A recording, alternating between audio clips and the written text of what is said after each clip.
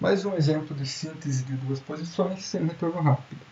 Lembrando que quando nós falamos em retorno rápido, significa que o movimento de ida e volta é simétrico. Isto é, nós temos o mesmo tempo de ida e o mesmo tempo de volta. Diferentemente do movimento do exercício anterior, que era este aqui, que tinha o deslocamento de B1 para B2, nós tínhamos um movimento de rotação. Agora, nós precisamos deslocar o elo C1D1 para a posição C2D2. Vejo que esse elo realiza um movimento complexo. Ele é rotação mais translação. Vejam que esse mecanismo também deve ser um mecanismo Grashof. Para atender a condição de Grashof, nós temos que ter o quê? O elo menor mais o elo maior. Eles devem ser menores do que os elos remanescentes. Mecanismo Grashof da classe 1. Nós teremos aí uma manivela seguidor. Certo? Todo o passo a passo de resolução também está lá no livro do Norton. E esse exemplo também faz parte da avaliação P1B. Seguindo. Agora, mais uma síntese de duas posições, também nesse caso, movimento complexo do elo C1D1. Só que agora, ao invés de a gente ter a saída no seguidor, nós temos uma saída no elo acoplador. Outra característica desse exemplo é que aqui nós não temos o mecanismo Grashof, o mecanismo é não Grashof. Para fazer a movimentação do mecanismo, nós vamos precisar de uma díade. Essa díade vai ser construída no exemplo a seguir. Então, vamos ver aqui, utilizando essa díade para mover o mecanismo não Grashof, que tem 3 seguidores, esse é um mecanismo triplo seguidor, esse aqui. Aqui também tem todo o procedimento, a construção dessa díade motora. Vejam que aqui também tem algumas medidas que vocês vão precisar arbitrar, que não são dadas pelo problema. Vejam que essa díade motora deve atender à condição de Grashof, porque nós temos aqui manivela, seguidor e acoplador. Aqui, seguindo, aqui um exemplo de uma localização alternativa da díade. Vejam aqui que ela foi colocada nesse elo 2, que é um elo ternário, tem 3 elos. Lembram que quando o elo tem 2 nós, ele é um elo terciário. Esse aqui é um elo ternário porque ele tem 3 nós. Eu tinha falado 3 elos, são 3 nós, na verdade. Cada ponto de união, cada ponto onde a gente coloca uma junta, é um nó. Certo? Seguindo. Então aqui a localização alternativa. Esse também vai ser um exemplo. Este aqui vai ser um exemplo que vocês vão ter que construir lá na avaliação P1B. Na verdade, todos os exemplos dessa apresentação fazem parte da avaliação P1B. E, para facilitar, todo o procedimento, passo a passo, está lá no livro do Norton. Aqui uma síntese de 3 posições. Olhem só. Esse aqui é um mecanismo Grashof. O elo C1D1 vai para a posição final C3D3 e antes disso passa por essa posição intermediária C2D2. Olhem só como é que fica o elo fixo, vai lá para cima para permitir esse deslocamento em 3 posições.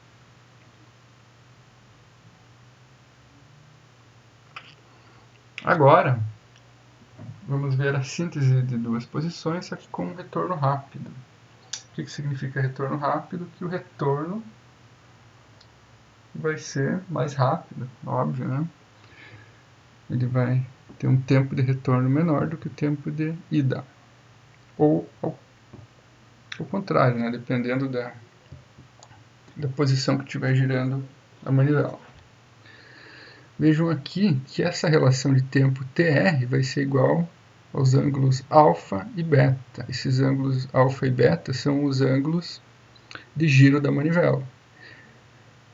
Para a gente ter essa relação de transmissão de retorno rápido, nós precisamos que esses dois ângulos sejam diferentes.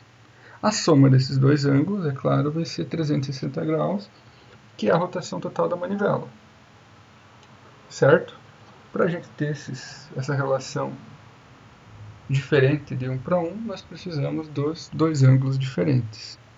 Outro ângulo que precisa ser definido é o ângulo de construção do mecanismo, que vai ser ou 180 menos alfa ou 180 menos beta. Ó, vejam que o valor vai ser idêntico.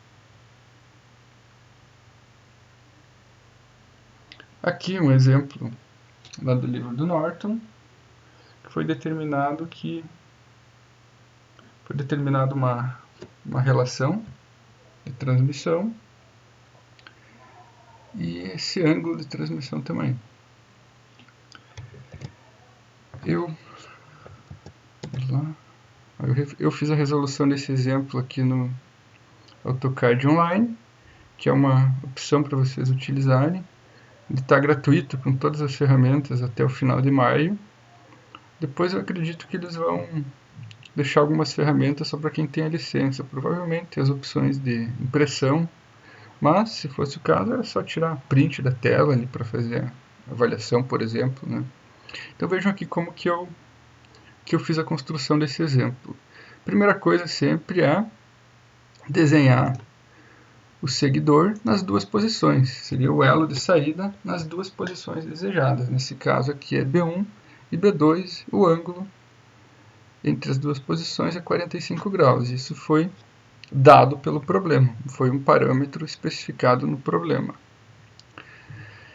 Esse tamanho do seguidor foi arbitrado, como a gente já falou nessa aula. Muitas variáveis, quando você vai fazer o projeto de um mecanismo, são verificadas. Outras variáveis o projetista precisa arbitrar. Okay?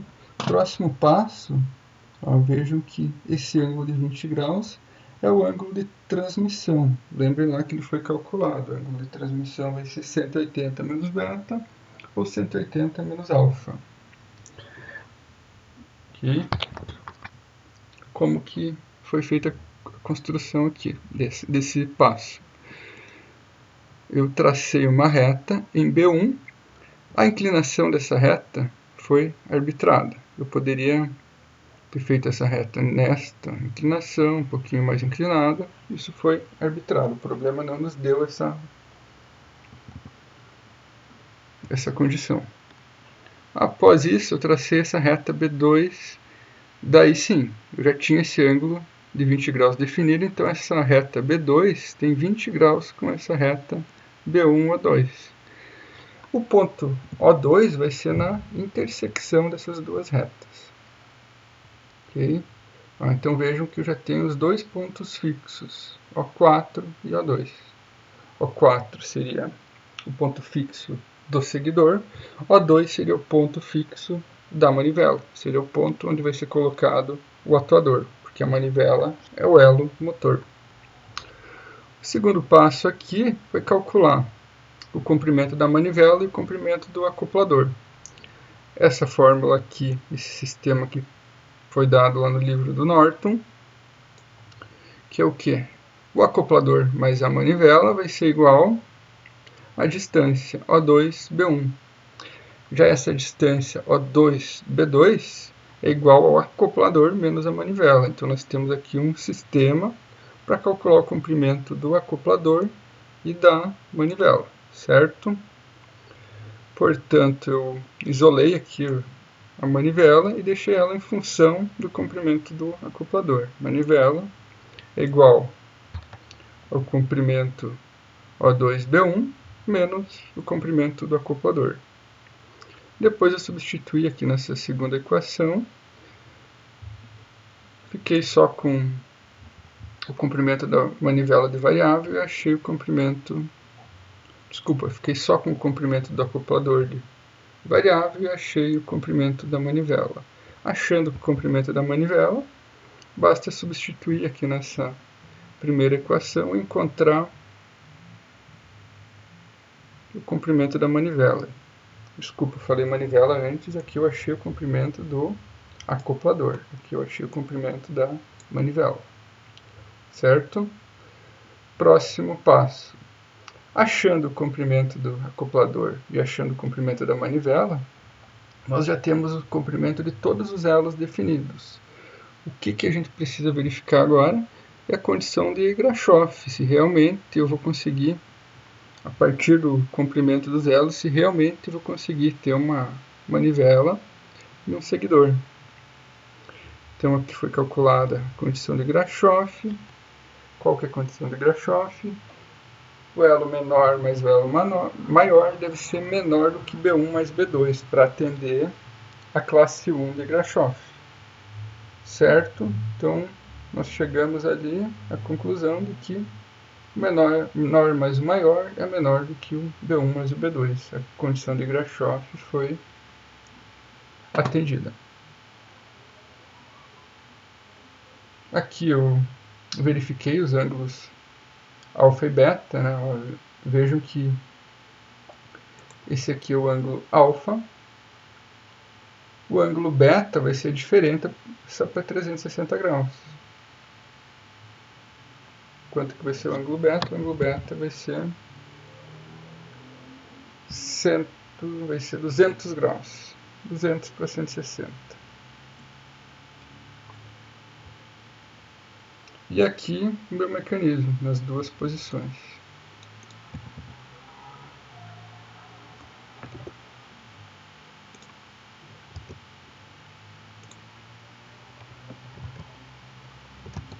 Aqui. Então aqui mais uns exemplos para vocês resolverem. Então, uma avaliação prática B1. O que fazer? Vocês vão desenvolver todos os exemplos dessa apresentação. E aqui tem algumas dicas.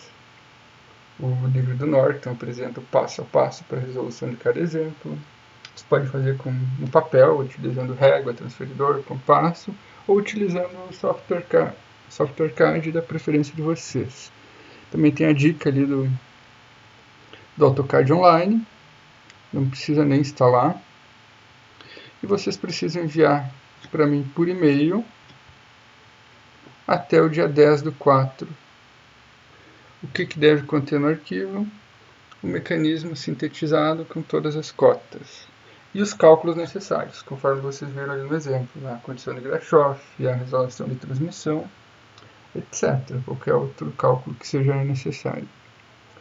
Vale